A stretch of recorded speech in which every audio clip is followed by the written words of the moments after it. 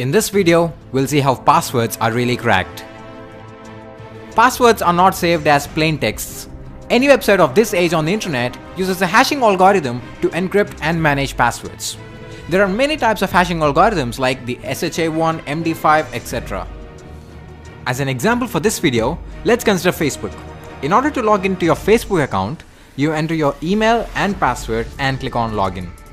The first time you create a Facebook account, you are asked to fill in a form like this, which contains your name, your email address, and it asks you to choose a password, your birth date, and your gender.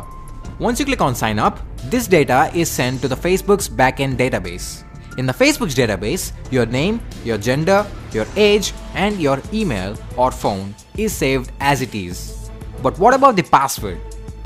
As I told you, a password will never be saved as a plain text in a website's database. So this password is given as input to a hashing algorithm, and the output given by this hashing algorithm is the encrypted form of the password, which appears to be random but is not. This hashed password is saved in the Facebook's database but not the plain text, which means the password which you entered will never be saved on Facebook's database as a plain text. Instead, only its encrypted, or in other words, the hashed password is saved in the Facebook's database. Now suppose Facebook had a data breach, and hackers managed to gain access to Facebook's user info, which included their name, age, gender, email, and password. Though hackers have this information, they will not be able to log into any specific user account because the password is encrypted. If the hacker tries to log into any specific user account with the hashed password, he will not be provided access. He only needs to enter the password, which is in the plain text form. So what do the hacker do now? Intuitively, the only possible way is to reverse the hash into its plain text form. But this is highly impossible because a hash is a one-way function, and the plain text form of a hash cannot be obtained from the hash itself. That is how hashing algorithms are designed. So what now? This is when the strength of the password comes into the play. If you are using a common password like test123456, which I used earlier to sign up for Facebook, then the hacker will easily able to know the plain text form of your password from the hash string. There is something known as rainbow tables. These rainbow tables contain the password hashes of numerous commonly used passwords along with their plain text forms.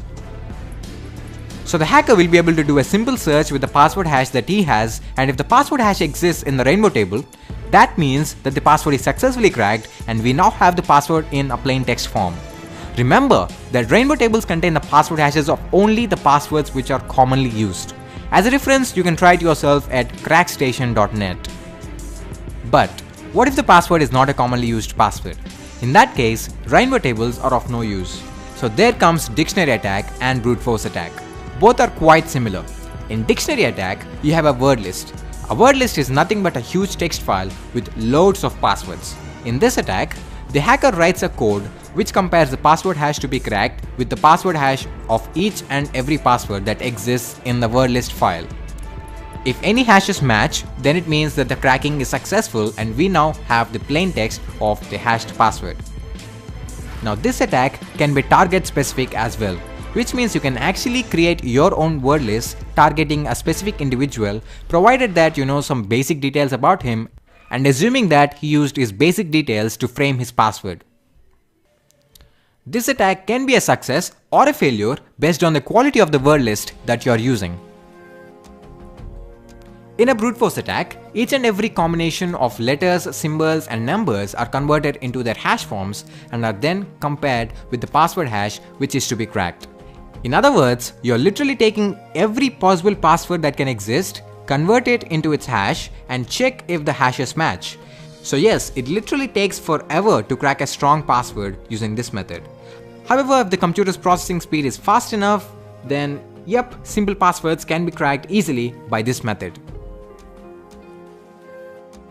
A new technique called salting is introduced by security analysts to give hackers a hard time in cracking passwords. In this technique, a specific combination of characters are inserted at specific positions of the plain text password before hashing. Every company has its own salting algorithm and they don't make their salting algorithm public. For example, let's say Facebook's salting algorithm inserts a string f ampersand 2p at the beginning, after the third character and at the end of the plaintext password. After salting the password, the salted password is then hashed by a hashing algorithm. So, when a salt is used, rainbow tables are of no use, even if the password to be cracked is a weak and commonly used password, because the hash of the password without salting do not match the hash of the password which is salted. Also, brute force attack and dictionary attack are not effective to crack salted passwords, unless the hacker already knows the salting algorithm employed by a company.